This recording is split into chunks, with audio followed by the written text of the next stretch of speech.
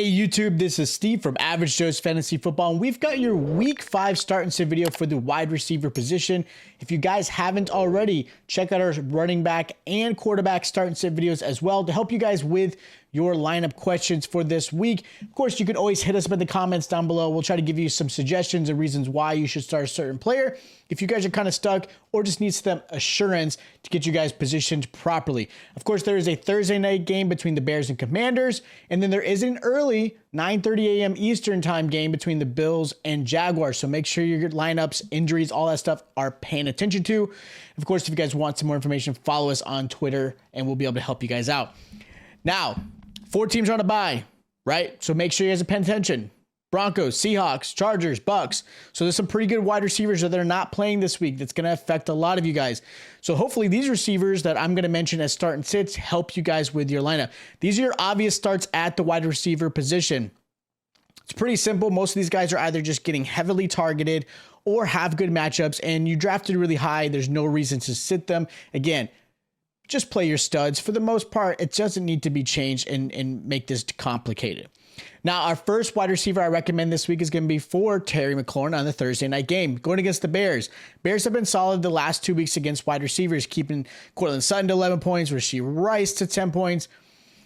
But McLaurin should see better success. Bears are allowing a touchdown per game. 2 wide receivers, they allowed Mike Evans 29 points, Romeo Doubs 18 points. Thursday night games are also very wacky, right? You got a short week, which means game plans for both teams are going to be simple, not as of intricate and effective. And usually defenses kind of struggle in these matchups. And I expect Terry McLaurin to have a really good game this week. He's definitely growing more and more confident with Howell and that connection. So I really like him this week. Another receiver is Michael Pittman versus the Titans. If you guys saw the nice little montage of the stepbrother shirts, I thought that was awesome between him and Anthony Richardson. Now the Titans, this is a good matchup for Pittman. This is a turnaround week for hopefully because he had a really bad week 4. Titans are allowing 22 points to wide receivers and a touchdown per game, also allowing 200 yards per game to receivers in the air. With the Titans playing so well against the run, Richardson should be effective in the air and allowing Pittman to have some success. Pittman was averaging 19 points a game prior to last week's game. That was a dud. He should see 17 to 19 points in this matchup. I really like him this week. Another receiver I like this week is going to be Zay Flowers versus the Steelers. What a great game for Zay Flowers to really show what he's capable of. Steelers are allowing 31 points a game to the wide receiver and a touchdown as well. Zay should see plenty of targets in this game. Even if Odell does play, nothing's been said yet. He's questionable still. But even if Odell does play, Zay Flowers is realistically the clear-cut wide receiver 1 for the Ravens and Lamar. Currently, Zay's seeing about 6 targets a game. I could see him seeing the 8 to 9 target in this one. And again, having a really solid high wide receiver 2, low wide receiver 1 performance. Another receiver is Garrett Wilson versus the Broncos. Now, of course, Garrett Wilson would have been somebody you probably started every week had Rodgers not gone down. So I have him here as a good start because, like I mentioned with the Broncos run defense in the start and sit video for the running backs, they're struggling against the pass as well. This is a great get-right game for Garrett, who is going against a team that's allowing 25.8 points a game to the wide receiver 1. Broncos are also allowing a touchdown per game as well, and Garrett has seen 11 targets a game in the last 2 games. That's huge for him. So this is a really perfect game for him to have some success. I expect a really high, strong wide receiver 2, low wide receiver 1 role for him this week. Now, the last receiver I'm going to mention is DJ Moore versus the Commanders. Again, this Thursday night game, I've got some good players I think you should be really looking at. Commanders just gave up 38 points to A.J. Brown and 14 points to Devonta Smith. DJ should see lots of targets his way and be able to perform really well.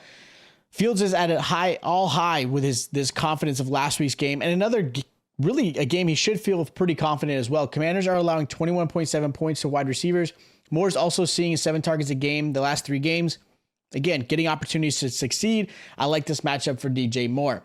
Now, wide receiver I'm going to sit this week is going to be Deebo Samuel versus the Cowboys. Dallas has done a great job against the pass. Losing Trayvon Diggs is huge, but second-year player Bland has been fantastic. He's got a very similar skill set in Trayvon Diggs, and what I mean by that, he is very aggressive. He'll jump routes and things like that. He's very smart when it comes to that. So I do expect Deebo to be covered by Bland. There's going to be opportunities where Stephon Gilmore is going to cover Deebo Samuel. So still really good cornerbacks. The Dallas defense, this is going to be a lot to prove, but Realistically, the other thing I want to mention is anytime Ayuk plays, Debo is really the third option in this offense. Like the two huge games that Debo had was when Ayuk got hurt early in the game, and then the other game was Ayuk didn't play at all. But if the games are being played with Brandon Ayuk, Debo is average at best. Realistically, this offense runs through Christian McCaffrey, then Ayuk, and then Debo after that. So this is a tough one, and Dallas is only allowing 11.1 points to receivers, so this is where I'm going to sit Debo. Another receiver I'm sitting is Jordan Addison versus the Chiefs. Jefferson, you have to play, but I could see where he doesn't get his normal 27 points, which is crazy to me in this matchup. Addison has done well minus last week, realistically for the Vikings. He's getting about 15 to 16 points a game, so a really good wide receiver too. But Kansas City has done a good job against the pass, keeping wide receivers to 17 points a game, and that's the wide receiver one we're talking about. So if wide receiver ones are only getting 17 points, wide receiver twos aren't doing much better, and this is a game where I think Jordan Addison should be sitting. Another receiver you should really consider sitting is Courtland Sutton versus the Jets. Sutton should be sat in this game in a matchup against the Jets and Sauce Gardner. Jets are only allowing 7.4 points to the wide receiver in the last two games. Sutton has been very TD dependent and to save his fantasy performance. If he wasn't getting all those touchdowns, obviously this is a whole different story, and you can't rely on a consistent touchdown performance basis. You need more things to help you with fantasy.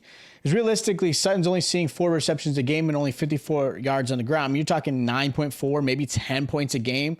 For people putting him in their wide receiver 2 lineup, I don't think he's quite a wide receiver 2, maybe some flex depending on the matchups. This is one I'm going to sit him. Another receiver I'm sitting is Chris Olave versus the Pats. Olave laid a dud last week with the injured Derek Carr, and that was really sad to see. On top of that, now you're playing a Pats defense that's really good against the pass. Now, Pats did lose their rookie cornerback, but J.C. Jackson just got traded to them, who used to play for the Patriots before, now steps into that role, still help this defense continue and be successful. Patriots are only allowing 14 points a game and have done a really good job preventing wide receivers from scoring. So again, Olave, I'm a little nervous. Derek Carr is not 100%. I'm going to sit him if I can. Another receiver I'm sitting is Marquise Brown versus the Bengals. Now, Hollywood Brown has played well with Dobbs at quarterback, averaging 15 points a game, becoming a very solid flex player or even a wide receiver 2 in some cases based off your team. Now plays the Bengals defense that is only allowing 10 points to the wide receiver 1. I do expect Hollywood to receive some targets, but I wouldn't be surprised if he misses the double-digit performance this week.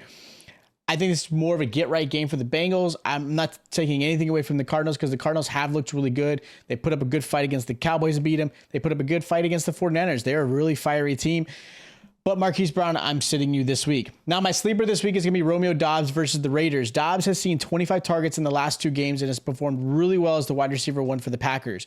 Now, that's even with Christian Watson, who played last week. It was very limited, but he still played. I do expect Watson to have a lot more options and snaps in this game, but I still think Doubs is still going to see plenty of targets and become still a really good wide receiver 2 flex play. Raiders are allowing 15.4 points a game, and I can see similar performance for Doubs to get you that 15 to 16 point range, which, again, if you're putting him in the flex, I think that's a really solid play. He should be in your lineup. So those are my start, sits, and sleepers for week 5 for the wide receivers. If you guys do have questions for your lineup, hit us up in the comments down below. We want to try to help you guys out with those tough lineup questions. If you guys haven't already, check out our other start and sit videos. Again, running back and quarterback. Also, if you have trade questions or anything else, hit us here. We do have a jersey giveaway we'll be doing soon as we hit that 1,000 subscriber mark. So make sure you guys are subscribed. We're about 20 subscribers away. So again, thank you guys for this amazing community. You guys are awesome. If you guys enjoy the content, make sure you guys hit the like button, and I'll check you guys out next time.